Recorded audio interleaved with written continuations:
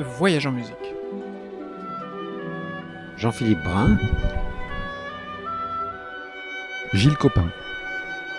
Et Geoffroy Scrive. Crise de foi pour aujourd'hui au programme de cette émission avec vous tous les deux. Pour une fois, une émission à 3 voix. Nous allons parler de votre groupe Une fois n'est pas coutume de rock. Nous avons souvent abordé la musique dans ces émissions, mais rarement le rock, c'est une première. Vous êtes un groupe brestois. Le nom, c'est Halloween. Ça existe depuis le tout début des années 80. Je crois que ça remonte finalement à l'époque où Jean-Philippe Brun, vous êtes arrivé à Brest, n'est-ce pas ? Oui, je suis arrivé en 81, septembre 81. Et en fait, j'ai retrouvé un vieux copain d'enfance qui était d'Orléans, avec qui j'avais monté un groupe à Orléans d'ailleurs, mais quand j'avais 16 ans, avec une flûte à bec, des barils d'Ariel, etc., etc. Et bref, je l'ai retrouvé à Brest parce qu'il était à Télécom. À l'école Télécom Bretagne, oui. Et donc, je l'ai retrouvé un peu par hasard et je suis venu me présenter pour jouer avec eux. Voilà. Mais j'étais extérieur, en fait, au groupe qui existait déjà. Je sais plus le nom du groupe, mais... Il avait pas de nom ? Non, il avait pas de nom. C'est pas encore. T'es arrivé juste après le début. En fait, j'étais à Télécom Bretagne. On avait effectivement commencé à envisager de faire du bruit et quelques notes avec Jacques Dutaine, le collègue ou Jacques Dutin, je sais pas. Enfin, il corrigera. Et on a vu débarquer un violoniste avec un gant. Un gant ? Oui, il avait un seul gant. L'autre main était, mais c'était sa petite, Manie. son style. Ouais, c'était son style de l'époque. Donc le gant était... Il m'a emmerdé avec ça, oui, parce que ça faisait trop genre, quoi. Donc vous jouiez avec un gant ? Mais non, Non, pas non, du non, tout. il Je jouait suis pas, arrivé, il il avait un arrivait. gant. Je sais pas pourquoi. C'est ridicule, en fait. Ils sont tous foutus de ma gueule. D'accord. Bon. Donc en tout cas, puisque nous abordons le groupe, on peut rappeler la constitution. Donc Jean-Philippe Brun au violon, Cédric Monjour, guitare, batterie percussion Philippe Di Faustino, la basse Romain Trolli ici pour cet album dont nous allons parler, au chant Géraldine Lecoq qui est dans ce groupe depuis quand même de longues années, et vous donc Gilles Copin au clavier. Alors à chaque fois il y a un nom d'alias. Alors pourquoi le débris pour vous, Gilles Copin, et pourquoi Joe pour Jean-Philippe Brun ? Alors je le laisserai dévoiler. Moi c'est très très simple la référence. Alors ça parle plus forcément à grand monde, hein, mais la référence c'est Copin Pinuche San Antonio. Frédéric Dard. Oui, Frédéric Dard, et le surnom du personnage Pinuche dans San Antonio, toujours malade, toujours la goutte au nez, toujours dans son imperméable un peu sale, c'est le débris. Et je pense qu'au début du groupe, je pouvais peut-être y ressembler, j'en sais rien, mais c'est venu très facilement. Voilà. Maintenant, ça va mieux, je suis plus en forme. Et quant à Joe, moi, c'est lié à mon caractère. C'est-à-dire, c'est en fait Joe Delalton. D'accord. Ouais, oui. Du calme, Joe. Voilà. Et alors, question corollaire, mais combien de temps vous a-t-il fallu pour attribuer Joe à Jean-Philippe Brun ? Ça n'a pas du tout été immédiat. C'est plutôt peut-être à partir de 94.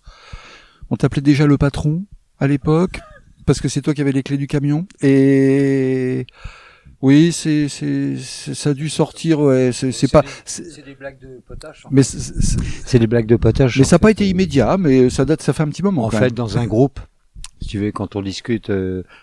Quand on fait des blagues dans un groupe, forcément quand tu as 5-6 personnes, on était 6 en l'occurrence, et tu fais des petites blagues et chacun on trouve des surnoms pour les gens, quoi. Par exemple, le batteur, Philippe Di Faustino, on l'avait appelé Geronimo. Pourquoi ? Parce qu'il avait une putain de sciatique gravissime quand on est parti aux États-Unis. Et en fait, il bronchait pas, il restait de marbre, stoïque. Et en fait, on a fini par l'appeler Geronimo. Le mec qui souffre sans rien dire. Voilà.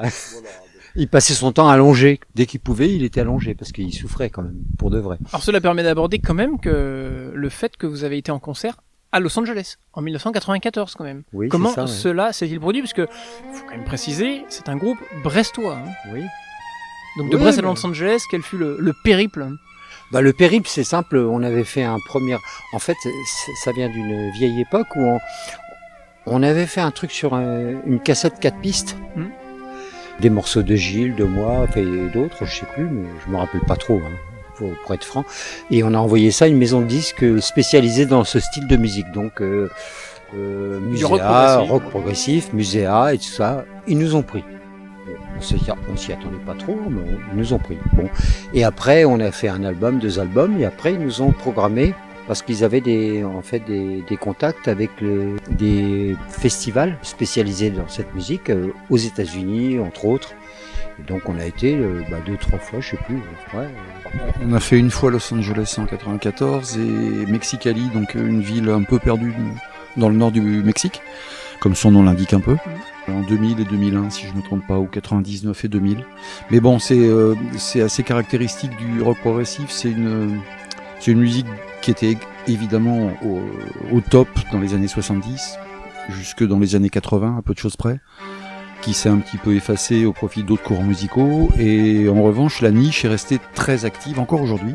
Elle est peut-être même en train de repartir, elle est en train de se réactiver. Ça reste quand même une niche musicale, avec des gens très motivés, avec des fans, enfin avec des gens qui sont vraiment impliqués dans cette musique. La preuve, c'est la sortie de ce 6e album, plus de 20 ans après le précédent, si j'ai bien compris. Alors là, à la limite, ça tient qu'à nous, au sens où...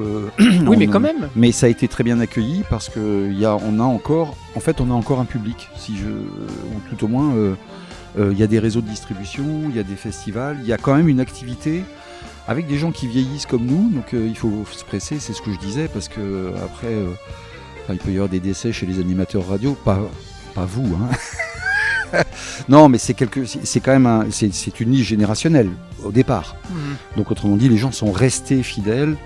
Mais à l'époque, donc c'était encore assez actif, même très actif. Et notre maison de disques avait un rayon d'action internationale qui permettait d'être au contact de gens au Japon, aux États-Unis, en Europe, et qui organisait des grands festivals de 2000 personnes peut-être à Los Angeles, 1500. Enfin c'est un festival, il y a plusieurs groupes.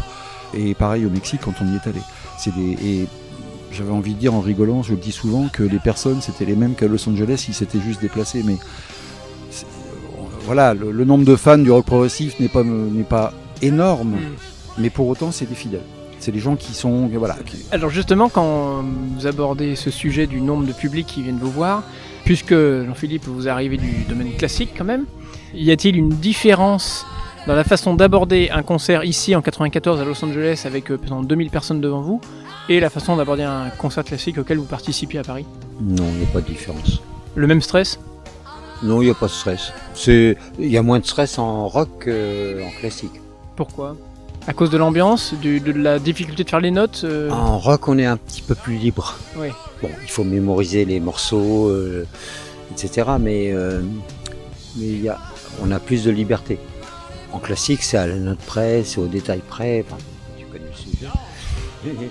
Mais c'est vrai que non, c'est moins stressant. Par contre, c'est vrai que c'est impressionnant quand tu es dans une salle, tu es sonorisé à 50 000 watts. Avec 2000 personnes, bon, c'est pas pareil.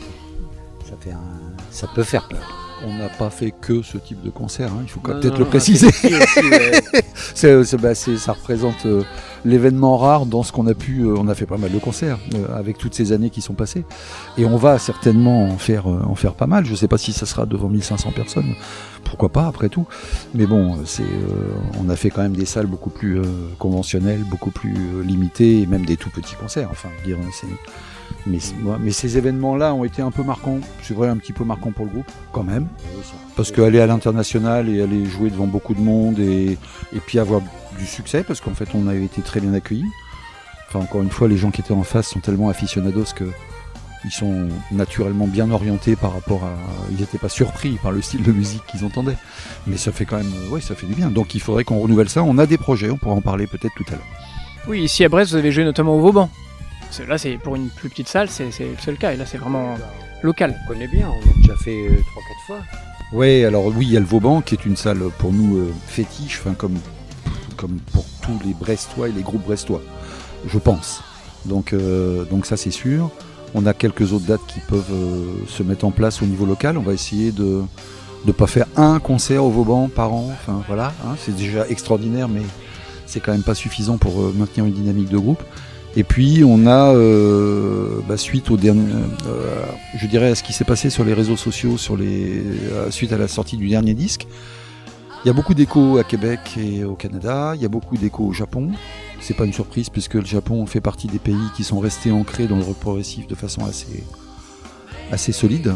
Et on s'est dit mais pourquoi pas, donc comme on est beaucoup plus vieux mais on a aussi beaucoup plus de contacts et un réseau qui s'est professionnel ou amical qui est celui de pas d'une vie mais d'un bon bout de vie. On aurait des contacts là-bas qui pourraient peut-être nous aider à envisager non pas une tournée internationale mais de reproduire l'événement qu'on avait fait aux États-Unis et peut-être au Mexique. C'est pas fait, on a l'espoir de le faire. Et on va essayer, ça serait très rigolo, ça serait super sympathique. Eh bien, gageons que ça puisse fonctionner. C'est peut-être votre inspiration aussi, Jean-Philippe ? Oui, bien sûr. En fait, c'est un groupe, en fait, c'est une histoire d'enfance. On revient presque à l'enfance, quoi, juste après, quoi. Après l'enfance. Et en fait, moi, je suis pas Gilles, mais moi, j'ai fait mon premier groupe à 16 ans, avec une flûte avec des barils d'Ariel et tout le bazar. Et puis après, on continue. Et en même temps, moi, j'ai fait un parcours classique. Mais effectivement, c'est extrêmement important pour nous, Gilles comme pour moi, de continuer à faire ça. Parce que c'est tout notre imaginaire enfantin, adolescence, quoi, voilà. Et en fait, Gilles écrit des musiques extraordinaires. Si, quand même. Et voilà. Et donc, on est heureux de faire ça. En même temps, on cherche pas à faire des tournées mondiales à fond les gamelles parce qu'on n'a pas que ça à faire. Il a un autre boulot, moi aussi. Mais en fait, on continue à perpétuer ce truc-là depuis 40 ans maintenant, quand même. Et en fait, on est heureux de faire ça. Je pense que c'est lié un petit peu à des rêves d'enfance.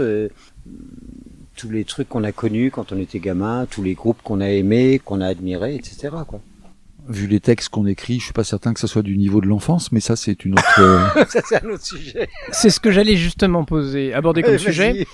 Qui écrit les textes ? Y a-t-il un accord recherché évidemment parmi tous les membres du groupe dans leur constitution ? Et qui écrit aussi la musique, la mélodie, les accords, les tonalités ? Alors sur le dernier disque, il y a pas mal c'est pas mal partagé. Il y a différents morceaux de Philippe Di Faustino, notre batteur. Il y a Cédric Monjour, récemment intégré, ça date de quelques. Il y a 3 ans, mais donc Cédric, guitariste, a amené aussi des morceaux. Il y a j'oserais le dire, un vieux morceau de Jean-Philippe, mais qui a été complètement remanié, qui est également dedans, et moi. Donc tout le monde contribue. Enfin, tout le monde peut contribuer et c'est bienvenu. Et voilà, c'est comme ça. C'est un travail comme ça, c'est un travail d'équipe. C'est un travail d'équipe et chacun peut et a amené des idées et des morceaux plus ou moins aboutis qu'ensuite, de toute façon, comme je pense aussi tous les groupes ou quasiment, on retravaille et on fait converger. Et pour les textes, c'est plutôt Géraldine et moi qui nous y collons. Donc, pour ma part, avec une approche d'humour noir ou de 2e, 3e degré. Enfin, c'est un euphémisme. Ouais, c'est à vous de juger. Voilà. Autant ouvrir ce livret. Donc, nous sommes dans le 6e album intitulé Psycho, avec une orthographe. Je ne sais pas s'il faut dire psycho ou psychao. Précisément. Bon. Alors on va commencer par un petit voyage, parce que vous avez parlé du Japon, vous avez parlé du Mexique, vous avez parlé des États-Unis, on a parlé du Vauban-Brest, puis ici on va parler de la Russie, puisque la dernière chanson est doublée en russe dans le livret. D'où vient l'idée, tout simplement, liée au contexte actuel ou ? Pas du tout, mais alors vraiment pas du tout. D'ailleurs ça a été en particulier, il faut vraiment le dire, ça a été composé, arrangé, mis au point avant la dernière guerre en Ukraine. Et ce morceau-là, c'est un des plus anciens. Je pense que tu l'avais même avant la création d'Halloween. Je crois que tu es venu avec. Il est déjà sur un album de compile. Oui, et puis même tu l'avais composé il y a très longtemps. Ouais. Donc c'est un morceau qui était instrumental, qu'on avait appelé Igor, allez savoir pourquoi, et qu'on a décidé de faire passer d'instrumental à chanson. Et donc, vu que le morceau initial s'appelait Igor, mais ça date des années 90, mais peut-être même avant. Carrément. C'est une antiquité. Igor, on s'est dit, quel Igor ? Qu'est-ce qu'on va raconter sur Igor ? Et c'est Géraldine notre chanteuse, qui a qui a fait le travail, qui a cherché, qui nous a proposé. Vu la musique, beaucoup de gens pensent que Igor S, on a fait évoluer le titre, c'est Stravinsky, et pas du tout. C'est, tiens, j'ai trop de mémoire, c'est abominable. Igor Sikorsky, inventeur de l'hélicoptère, qui a émigré aux États-Unis par la suite. Enfin voilà, c'est un grand nom de l'histoire russe et de l'aéronautique en général. Donc elle a écrit un texte en français, puis elle s'appuyait sur, elle a demandé à une collègue russe de l'aider à faire la traduction, et on a abouti à ça. Et c'est vrai qu'au moment où on a sorti le disque, c'est-à-dire en décembre, janvier, là, récemment, bon voilà, ça fait étrange d'avoir un morceau dont les paroles a priori sont incompréhensibles pour les non-russophones. Et vu le contexte, on s'est dit tiens, on va certainement attirer l'attention de façon assez involontaire sur ce morceau parce que ça n'a rien à voir avec le contexte géopolitique. Jean-Philippe, quelque chose à ajouter à propos de ce morceau de votre plume? C'est un vieux truc que j'ai écrit il y a super longtemps. J'étais un gamin, hein. Et bon, en fait, je l'aimais bien comme ça. Bon, non, rien de particulier, en fait. Je suis ravi que tout le monde l'ait repris et que Géraldine s'en soit emparée pour faire des chœurs de la mort dessus. J'ai trouvé ça super, mais à part ça, c'est un vieux truc. En fait, alors si j'ai une anecdote là-dessus, c'est que mon directeur de conservatoire d'Orléans, quand je lui ai amené le thème, qui me faisait travailler en composition à l'époque, et il avait trouvé que c'était bien. Ben, c'est un vieux truc, hein. C'est une vieille histoire. J'avais 18 ans, quoi. Et en fait, il avait dit oh, tu devrais faire compositeur. Et puis bon, après j'ai rien fait du tout.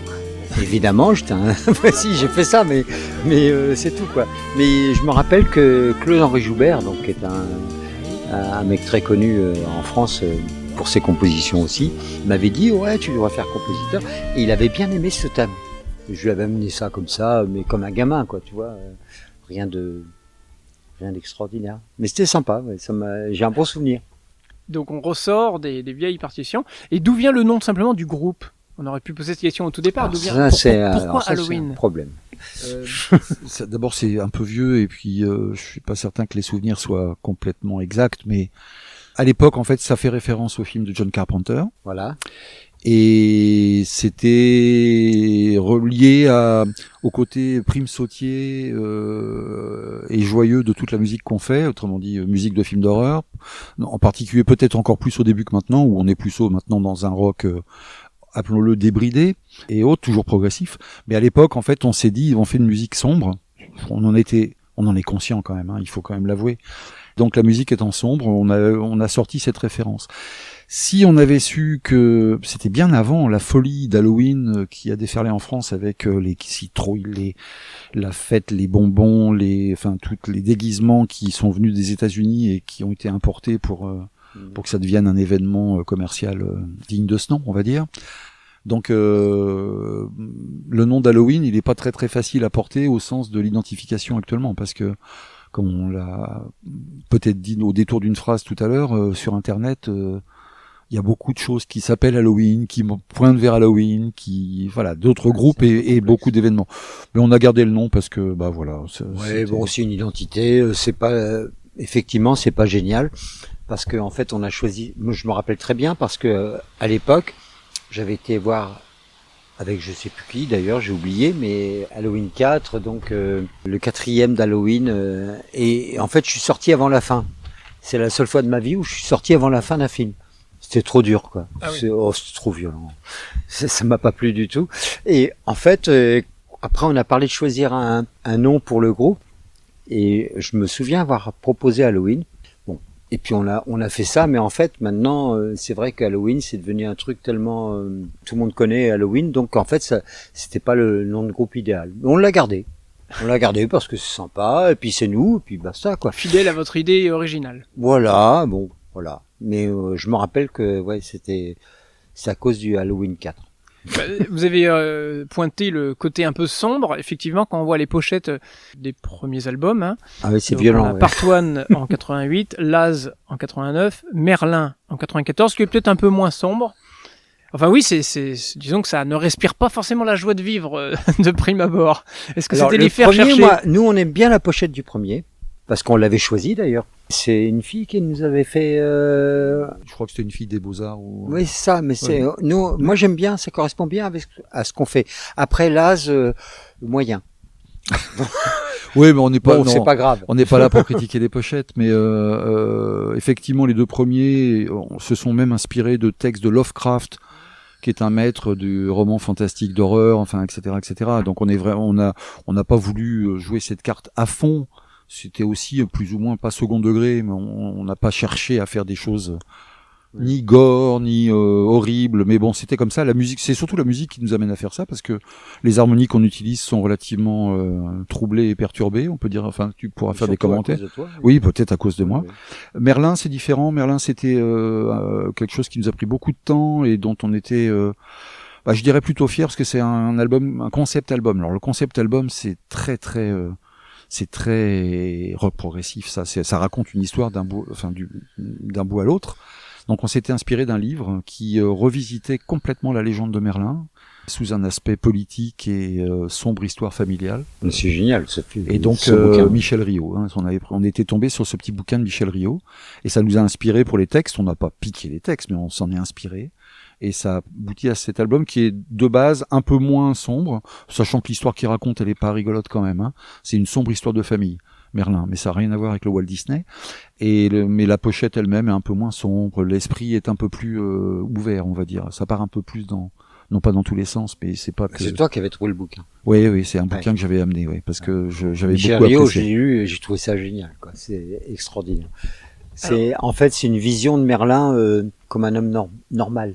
C'est-à-dire pas du tout le Merlin le chanteur, quoi. C'est pas Walt Disney. Et en fait, c'est dingue, quoi, parce que il traite le sujet comme si Merlin était un homme normal qui cherche le pouvoir, machin, enfin.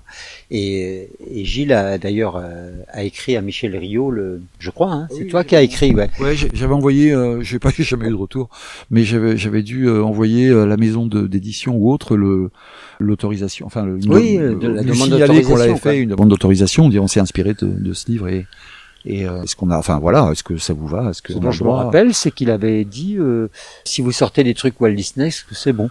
Je me souviens plus. Si, moi je me rappelle de ça. Mais c'est certainement pas Walt Disney. Et la musique est restée quand même un peu. Encore une fois, c'est pas une musique foncièrement joyeuse, même sur cet album-là. Je me rappelle qu'il avait dit si vous ne faites pas des cucuteries Walt Disneyesques, c'est bon. Allez-y. Alors justement, cela permet d'aborder ce sujet quand on ouvre un de vos albums, enfin là en l'occurrence Psy-Chaos, on a quand même une surprise, c'est que les morceaux sont longs, voire très longs, ça peut aller de 7 à 15 minutes. Donc on se dit forcément que vous racontez une histoire là-dedans. C'est pas un amoncellement de petits morceaux de 2-3 minutes dans la variété, quoi. Alors non, c'est pas forcément une histoire parce que, enfin, tous les morceaux n'ont pas cette vocation. Mais ça fait un petit peu partie du rock progressif. C'est un type de rock qui précisément ne se fixe pas de contraintes.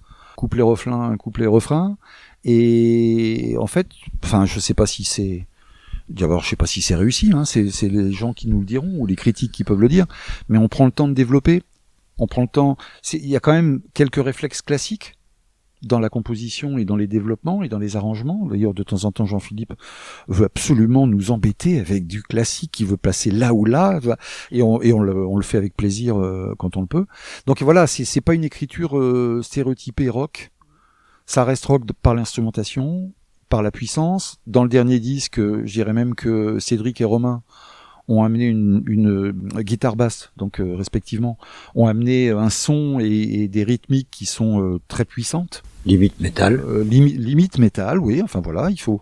Donc, mais pour autant, ça correspond à des compositions et des états d'esprit qui prennent le temps de développer, qui sortent des chemins battus du rock traditionnel. Bon, on va pas le critiquer pour autant, mais c'est pas ce qu'on fait. Voilà. En revanche, il m'a semblé en l'écoutant plusieurs fois que au clavier, il y a des appels un peu de jazz parfois. Alors, comment dire ? Bon, moi, je suis quasi autodidacte au clavier. Enfin non, j'ai suivi des cours quand même pendant longtemps quand j'étais petit. Mais bon, j'ai pas du tout le parcours de Jean-Philippe ou même les parcours des autres musiciens du groupe. La quasi totalité étant liée à un conservatoire ou autre, avec une grande palette de compétences et de savoir-faire. Certains passages jazz ont été proposé, enfin moi j'en parle un peu indirectement, enfin je le sens de façon un peu indirecte parce que ça a été proposé notamment par Cédric dans un de ses morceaux ou par Philippe dans un de ses morceaux. J'ai pas moi-même si jazz rock. Enfin voilà, c'est un mélange d'un peu tout aussi ce qu'on fait. Il y a pas qu'une seule. En fait, c'est un seule boulot branche. à 6. Hein. Donc en fait, on partage les compétences de chacun. Voilà. Oui, on a un esprit, on est une équipe, on le partage, c'est voilà, ça, comme c'est disait ça, Coluche, oui, bien sûr. Mais là encore, en fait, c'est quelque chose qui est lié à la composition qui n'hésite pas à chercher du contraste. Donc là, en l'occurrence, ça peut être du contraste, de style. Des passages enchaînés, un passage très violent sur un passage très calme, style piano bar jazz, comme c'est le cas dans le morceau trance un petit peu. Enfin, il y a un petit peu ces choses-là, et ça fait partie d'une dynamique ou d'une intention de composition ou d'une esthétique de composition qui est quand même assez, enfin pas courante, mais qui est rock progressif, qui est caractéristique du rock progressif. En fait, il n'y a pas de contrainte. Et il n'y a pas de contrainte. En fait, on s'en fout du temps que ça dure. On le fait, point barre. Alors, dans certains morceaux, quand même, notamment le morceau, je pense à Nostalgique, qui a été composé par Philippe. Et qui fait 15 minutes. Qui fait 15 minutes. Là, c'est dans le rock progressif, ils appellent ça épique, parce que ils mettent dans cette catégorie des morceaux de plus de 10 minutes. Donc pour qu'ils aient créé une catégorie, c'est donc que c'est pas si rare que ça. Hein. C'est quand même la tendance une tendance au moins du rock progressif. Et là, Philippe en parlerait mieux que nous, mais il l'a fait avec une première partie. C'est un développement structuré, comme éventuellement en classique on peut l'imaginer lorsqu'on fait une pièce qui a partie A, B, C, enfin etc. quoi. Donc voilà, je pense que la démarche de composition, c'est tellement joyeux. Oui, c'est extrêmement joyeux. Le texte est très très joyeux. À propos de joie, quel rapport avec la crise de foi? Vous aviez une poussée de transcendance en vous C'était seulement l'un des groupes? Alors là, je répondrais pas. Donc Jean-Philippe Bottentouche. Carrément, ouais. C'est moi qui suis responsable. J'aime bien dans les textes, dans cet album-là, dans le précédent qui était peut-être pire encore au niveau des textes, il y avait des textes qui voulaient que Jean-Philippe parfois refusait de chanter. Enfin bref, c'est des choses assez glauques qui étaient exprimées dans certains des textes. Et j'ai quand même une petite tendance à écrire des textes sur des dysfonctionnements psychologiques, comportementaux, d'où le titre Psycho, et Psychao, donc avec l'ambiguïté du titre. Et là, je sais pas d'où c'est venu, mais si, je sais. Le morceau initialement s'appelait Dimanche. Et le texte initial était une pure plaisanterie, je vais pas dire chanson paillarde, mais vraiment quelque chose de très très banal. Et puis de dimanche, le jour de la messe, si je me trompe pas, ou tout au moins un des jours privilégiés pour la messe, on est passé à la religion, à la foi, et à la radicalité et au fanatisme. Et donc le texte décrit ou essaye de décrire ce qui se passe dans la tête d'un fanatique, quelle que soit la religion d'ailleurs, qui à l'aide de voix bien placées dans sa tête en vient à se faire sauter, quoi. Sans rentrer dans les détails. Donc c'est du 2e, 3e degré. Il faut pas que les textes qu'on fait sont... Enfin, il faut surtout pas les prendre au 1er degré. Sinon c'est très difficile. Puisqu'il nous reste quelques secondes, fort de cette explication de texte, notamment sur crise de foi, est-ce que pour les membres de votre groupe Halloween, est-ce que l'exercice consiste à jouer sérieusement sans se prendre trop au sérieux? Oui. Moi, je pense que c'est une excellente... Oui, t'as résumé. C'est un excellent résumé, oui, dans la vie en général d'ailleurs. Oui, mais, en plus. Oui. Mais a fortiori, oui, dans le cadre de l'activité d'Halloween, je crois que c'est comme ça que les vieux et les jeunes du groupe se positionnent. Hein.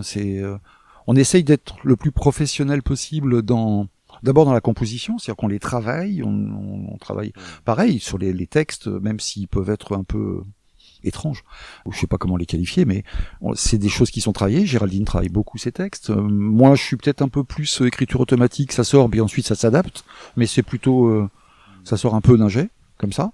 Mais au niveau de la compo, et surtout de l'attitude et de la façon dont on fait tourner, dont on fait notre travail de groupe de rock, on va dire, on rigole tout le temps, en jouant de la musique abominablement sombre et sérieuse, quoi. En fait, c'est un truc du copain. en fait, on est des amis. Donc on fait ce qui nous passe par la tête, et puis voilà, quoi. Et on essaye de faire un truc cool. On a la chance que ça se vende un peu, très bien. Mais en fait, c'est un truc d'amis, de base, quoi. De base, c'est ça. C'est pas un truc pour faire une carrière internationale. On le fait. Jean-Philippe, il faut que je te dise un truc, c'est trop tard. Ah oui, d'accord. Ouais. Ok. Enfin, je le crains, pour toi comme pour moi. Hein. Mais on sait jamais, on sait jamais. Pourtant, il n'y a pas de limitation de la 70. Non, exactement. C'est ça. Ils ont mis ça sur les routes. Il y a fin d'interdiction à 70, c'est clair. J'ai le panneau. Eh bien, merci beaucoup. Merci.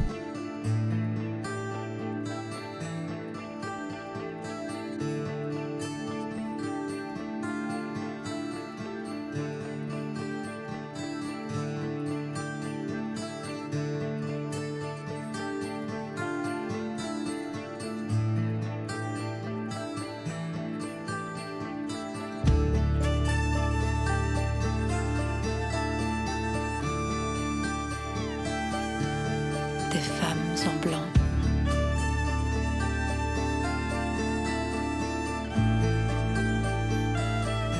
Passent et repassent.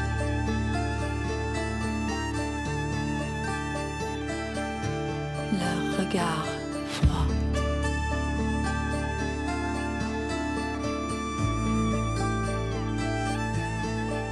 Ne me voit pas.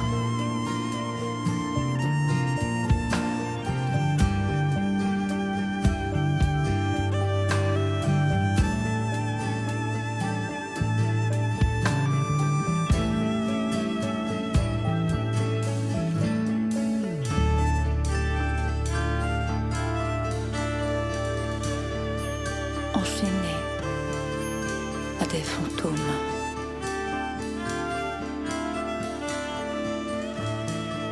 Plus très sûr de mes symptômes.